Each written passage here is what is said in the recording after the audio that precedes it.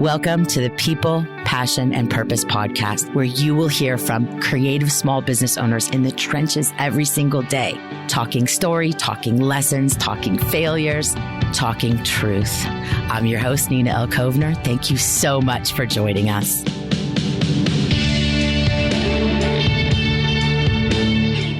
Welcome this week's guest, Noelle Weatherwax. Noelle is a salon owner of Concrete Rose Salon, a leader, an artist, and a new mama. Welcome, darling. Yay. Hi. I'm so excited. Thank you so much for saying yes and sharing your story with us. I'm super stoked to have you. I know that your story is going to help so many people. So, as always, I have a million questions. So let's dive right in. Yes. How long have you owned Concrete Rose? Why did you open Concrete Rose? And tell us about that incredible name. So it's been just a little over 3 years since we opened. And why? I think I wanted to create what I felt like didn't exist. I think if there was a place like Concrete Rose, I wouldn't have opened a salon. But I really wanted to be somewhere that focused on community and helping people in the community, uplifting people in the community, and also where creativity was important and celebrated. I think a lot of places where I live, it's interesting because I live in this like hippie beach town that sort of presents itself as being really diverse, but actually everybody's kind of the same. They're just like all weird. So it seems like everybody's different, but I really wanted a space where whoever you are was celebrated and accepted and enhanced, Yeah. And a lot of places that I worked prior, if it didn't equal dollar signs, it wasn't a good idea. And that was something that I always really struggled with. Obviously it's a business, but that's not why I do what I do. It's not just about money. And so I would come to other owners that I worked for and say, oh, I thought we could do this. Or what about this type of fundraiser? Or what if we donated this to these people? And they'd be like, it was just met with like a really flat, well, if that doesn't make us money or if that doesn't get us new clients, what's the point? And so I wanted to be in a space where it was like helping people is the point. This is why we're here. Yeah. Before we get into the meaning behind Concrete Rose, I love that, you made it very clear that yes, we're a business. We are a for-profit business. Yes, revenue is the result of the things that we do, but it's not why we do what we do. And that's Simon Sinek, classic Simon Sinek, start with why. Yeah. And I love that because those actions, those activities, that brand purpose and promise that you spread through the community, that will and does equal so many dollars. But that is always something that, unless it's literally like, give me the dollar for the action, people don't see that. And I think that's such an important, I'm so glad you brought that up because it's such an important part of marketing and brand value and why we do what we do. And if it's aligned with our audience, it is going to generate revenue. It is going to generate clients. It is going to create long-term growth and loyalty. And it's just so beautiful that you see that and that you have created a space that, in fact, takes action on that belief. So well done. So tell us the story behind Concrete Rose. What does that mean? So there's a poem written by Tupac Shakur called The Rose That Grew from Concrete. And that's where I got the name from. When I was thinking about what I wanted the name to be, I thought of a lot of different names. I was all over the place. And every time I look up a name that I thought, oh, this is cool. First of all, there'd be like 100 salons all over the country with the same name. For a creative field, we're all really kind of similar. Yeah. And I wanted something that felt really uniquely me and what I was trying to cultivate. And then when I thought of that poem, it's one of my favorite poems. And I was just like, this is it. This is me. This is the people that work in the space. This is the space itself. It just was like, this is so perfect. Because the meaning that I take from that poem is just that this unexpected beauty comes from a hard place. That's what I think of when I think of the rose that grew from concrete. It's just, first of all, it's almost impossible. How does a rose grow from concrete? It's a miracle in a way. And also that it might not be a perfect rose. It might be a little messed up. The petals might be a little ripped, might be a little torn up, but but it's still really beautiful because it managed to come from that hard place. And I relate to that personally. Growing up for me, my life was kind of hard. My mom was a single mother. She struggled with a lot of issues. She had addiction issues. We were homeless for the majority of my life, on and off. And so there wasn't a lot that made it that, oh, this girl, she's going to be a success, right. And the beauty industry made all of this possible for me, and so I think, just that the fact that it's something beautiful too, really ties into the name. And then also, I just think I wanted as a leader to help people reach their dreams, even if they seemed impossible. That's sort of what I wanted to cultivate for people who were working with me. Because I just feel like that's such a privilege to have someone share their dreams with you, even if I can't help them get there, just being told what they are, like, hey, there's this thing I want to do and it sounds crazy, but this is what I really love to do. Like, what a privilege. So amazing. Right. And a lot of the people who have worked with me, that's what they're doing. Priscilla, who is also part of A School. Yes. She's at New York Fashion Week right now for the second time. I love watching her experience in New York. Oh my gosh, rock star, amazing. Mm-hmm. She's like so famous, I can't even handle it. Right. Shout out to Priscilla. Absolutely. Stacy, who started with us a week into being open as an assistant, straight out of beauty school, has grown a full business 4 days a week behind the chair from ground up. And having to be retaught how to shampoo. I mean, she has cultivated an amazing business. She's a single mom. She's a kick-ass mom. Her son's 15. He's super cool. He's like the coolest kid. And she, really, I mean, she worked 2 jobs for the majority of the beginning of her time with us. And now she's a full-time stylist behind the chair, just killing it. I mean, it's amazing. It's so cool to get to be a part of these things or witness these things and watch people get what they dreamed of. Like, how amazing. That is amazing. And let me ask you, how do you do that? How do you lead to that place that helps people realize that they have this unlimited potential?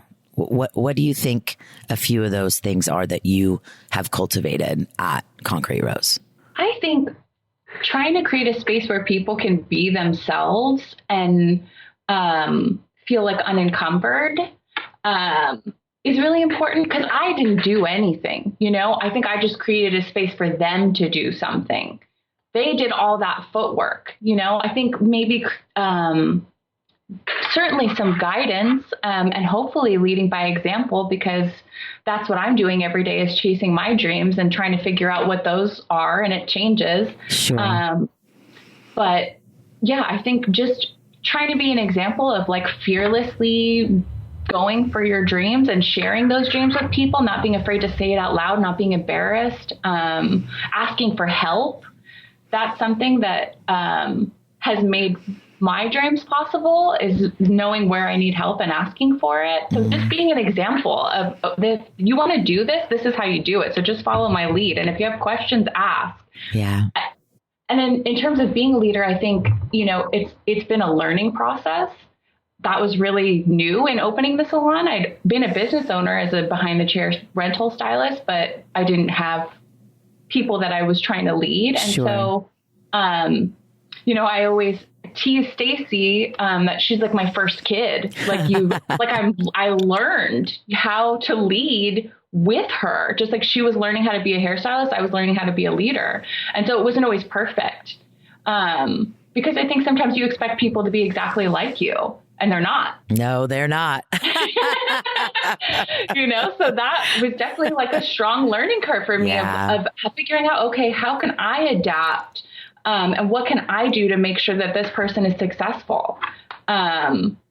And so just going back to those basic principles of like, okay, I don't know how to do this. Where can I find out? Who can I ask for help about this? You've been such an amazing resource for that. A School has been amazing for that. It just was that thing of like, okay, here's people who've done it. Mm-hmm. How did you do it? And asking, or just picking up those resources that you give us of recommendations of things to read, places to go, that kind of thing. And I think also the biggest thing is being willing to do the things that you ask people to do. If I want them to always be learning, I have to always be learning. Yeah. You can't be like, I need you to scrub the floors if you're not down to do that yourself. Absolutely. So let's talk about, speaking of scrubbing the floors, you are a new mama. Yes. And so now you're not only scrubbing the floors, but you are raising a little human. I know, and you talked about, single moms out there. We know there's so many single moms and not single moms, navigating their career, their leadership and ownership journeys. Can you share a little bit about that experience? How you navigated that whole thing? I mean, step one for me was that thing going back to like asking people how they did it. We're in a business that's predominantly women. Mm-hmm. So there's a lot of mamas. There sure is. And there are a lot of hairdressers in my network that had kids. So it's like, how the heck do you do this? How do you work so hard and then go home and be a mom? And so I got a lot of really great advice. And one of the things that I was told that I really took to heart was, do less than you think you can. Sign up to do less than you think you can, because it'd be nicer to be pleasantly surprised that you have a lot more energy. So, that's sort of in coming back to work after having Sterling. I'm just 3 days a week in the salon, and my days are shorter. They're 8-hour days instead of 10-hour, 12-hour days. Because I was like, this is less than I think that I can do. And that's actually really max capacity right now. So that was good. But that's been the biggest thing. And also, I have such an incredible team. It was really sort of perfect timing. Because they just held it down for me. Both Priscilla and Stacy have been incredible. They took my clients while I was on maternity leave, took amazing care of them. Like, I know that they get the exact same experience with anybody there that they get with me. It's just that we just have it that dialed. We are that tight, which is amazing. And I'm so lucky for that. So that was a big part of it. And then just, I think, behind the chair, being mindful of the energy that I'm giving to people now, because it's not a limitless resource. Yes. So I'm, especially emotionally, much more mindful of what I'm giving to people. Am I, doing free therapy sessions with my hair, or am I, or am I just doing hair? I think that's, a really big part of it. And then also when I'm in the salon, maximizing my time there so that I am also still being a leader. Because I think I was there a lot before, but maybe just kind of physically. And so now when I'm there, I try and really be present for the girls so that, that I can still lead and still effectively run my business, even though I'm there physically less, Right. I think I'm really starting to get that stupid old adage of like work smarter. Yes. I think cliches are cliches for a reason. Yeah, I agree. I totally agree. Let me ask you, I know everything has been so like super positive and everything's been awesome. But I know, in fact, the reality is not everything is awesome. Yeah. Can you share your biggest failure with us? That's a heavy question. It is. I know. I got to get heavy. Yeah. God. One of your biggest or one that had like the greatest impact on you. I don't know that I've had a spectacular failure that really was like, that was it for me. Like, this was that moment. I think I've had a series of lots of little failures, medium-sized failures, that all led me to where I am. I think if you try and do anything, you fail 100 times before you get it. In being in salons that I wasn't a great fit, maybe, or, in my personal life, not living to a standard of like who I want to be, and I think, those are probably the heavier failures in my life is, where you have those days where you look in the mirror and you're like, I don't like you. I don't like what you do. And I don't want to be you, that yes. I think would probably be the heaviest stuff. But with professionally, nothing too monumental. I think I maybe tried to force things and make things fit that didn't for too long sometimes. I think when you're in the beauty industry, we all sort of have a tendency. I shouldn't speak for everybody. I have people pleasing tendencies. I think it can be common in the service industry. It's like we want to make people happy. And so not being great at boundaries, that's been a challenge for me. So I would say like stuff like that, but really the biggest stuff and what was the biggest change for me was just, I think because of the examples I had growing up, when I was younger, I didn't live in a way that was in line with who I wanted to be as a woman. Yes. And so it just got to that point where, and I don't even really know why. I think sometimes I think about that and there's just this incredible amount of grace that's been like a running theme through my life where, I decided to change completely. And I got sober. I haven't drank in almost 11 years. No mind altering anything. Like wow. I've just felt all my feelings for more than a decade now, which is crazy. That's awesome. Congratulations. Thank you. Yeah. But when I think about stuff like that, though, I'm like, how is that a failure? Like I made mistakes, but it led to all this amazingness, the like yumminess that is my life, And I think that's the point. I think that we get this fear of failure when in reality, like I love how you said there's been a series of all of these little quote unquote failures that have shaped the business, that have shaped your life, that have shaped your decisions, that have shaped your path. And so that is the reality of most of us out there.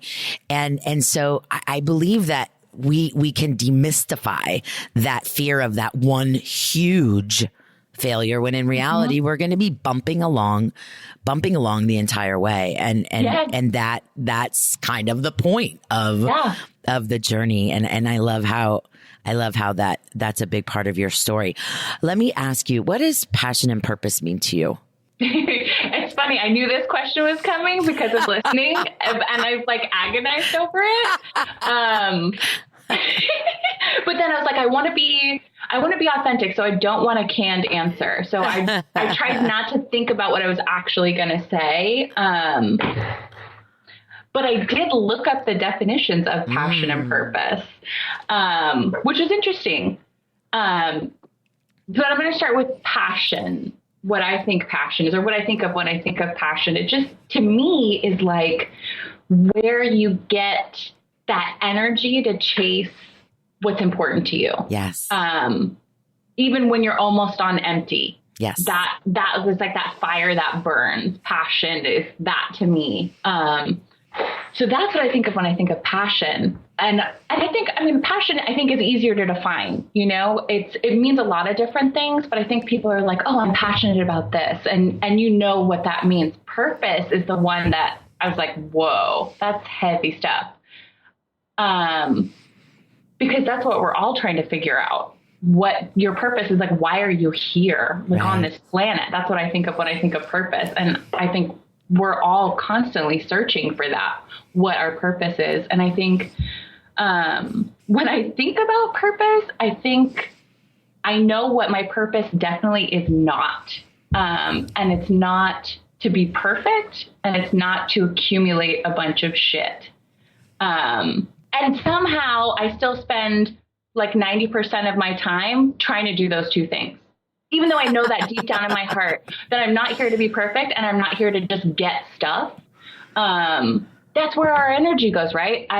It's like kind of mind boggling, because there is no perfect, you know. I think there's things where we think about, oh, if I just look this way, or if I just get this job, or if I get this person to like me, if I do the right thing every day, like if I just wake up and eat a perfect breakfast and do yoga and then kick ass at my job and spend time with my friends and end the day with a bubble bath and read a book, and, you know, then I'll be perfect. And it's just so not real. Like, it just never happened. No. You know, and then I think also with the stuff thing of, like, if I just make this amount of money, if I just get this car, or, you know, this shade of lipstick, or, you know, like, this is the dress that's going to change my life. This is what's going to finally make me feel okay inside. And that's not real either, you know, and that's what we're focused on. And I think when I think about what makes me actually feel like what I think those things are going to make me feel like, it's, making someone feel good, creating something beautiful, making somebody laugh, you know, being of service to other people. That is what actually gives me that, like, rainbows shooting out of your butt, like, magical, happy, you know, and it's like, that's such a small amount of my focus though. And I try and bring it back to that. But it's interesting because it's easy to get distracted by those messages that I think we all receive of, like, you're not good enough, you need to be perfect, and you don't have enough stuff. And that's what's going to make you feel better, you know? Mm-hmm. I love that. I love that. I honestly, I know it's always an ongoing search, but to me, after, you know, just spending these few moments with you, I think that your purpose is most definitely founded in service. Mm-hmm. And going back to the story of Concrete Rose, you know, and, against all odds, being able to lift and rise above all of those challenges and all of those heart aches and heartbreaks and adversity. And I'm so touched. I'm so touched. I've always been. I love your story. I love what you're doing with this project, with this. It's more than a salon. It's more than that. And I truly believe that it's beautiful. It's absolutely perfectly, imperfectly beautiful. Thank you. Wow. Noelle, where can we find you on the internet? Oh, okay. So, Instagram for the salon is at Concrete Rose Salon. My Instagram is noelle.concrete.rose. ConcreteRoseSalon.com. Facebook.com/Concrete Rose Salon. That's where you'll find us. And what about the team? Where can we find them? So Priscilla's Instagram is at Scylla_Killa, CILA_KILLA. She's so fun to follow. She does, like, the coolest stuff. She's, like, such a professional Instagrammer. And Stacy is Stace in Yo Face, STACINYOFACE. And she is so fun to follow too. She's, like, just, her journey has been incredible. And she's doing this really cool thing. This year is her Yes to Movement year. So she's trying new things every week. Bar class, jujitsu, mountain biking. So that's mixed in there with hair, which is really cool. That's so awesome. Noelle, thank you so much for being our guest. My pleasure. This is amazing. I'm so glad I got to do this. Me too. I'm so grateful to be on this journey with you. Thank you so much for sharing and doing all that you're doing to empower the people in your space and create opportunities. Thank you so much for joining us. Thank you. Thank you. I love you. Love you too. Thanks so much for listening, guys. Thank you so much for listening to today's podcast. To learn more about Passion Squared, you can visit us at passionsquared.net. You can find us on the gram and on Facebook at Passion Squared, and be sure to subscribe and share with your friends. We're so grateful. Thank you so much for joining us. Have an awesome day, guys. Love you.